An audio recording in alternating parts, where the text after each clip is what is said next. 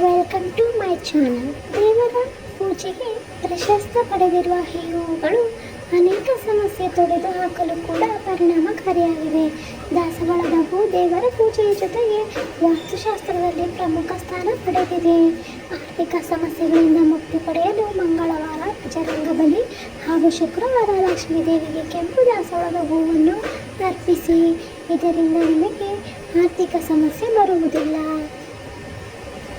ಜಾತಕದಲ್ಲಿ ಸೂರ್ಯನ ಬಲಹೀನನಾಗಿರುವ ವ್ಯಕ್ತಿಯ ಗ್ರಹ ದೋಷಗಳನ್ನು ನಿವಾರಿಸಲು ಈ ಪರಿಹಾರವನ್ನು ಮಾಡಬಹುದು.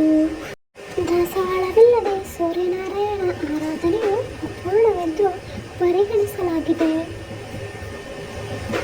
ಸೂರ್ಯನ ತೇಜಸ್ಸು ಪಡೆಯಲು ಸದಾ ಆತನನ್ನು ಪೂಜಿಸಿ ಆತನಿಗೆ ನೀರನ್ನು ಅರ್ಪಿಸುವಾಗ ಕೆಂಪು ದಾಸವಾಳದ ಹೂವನ್ನು ಇಡಲು ಮರೆಯದಿರಿ.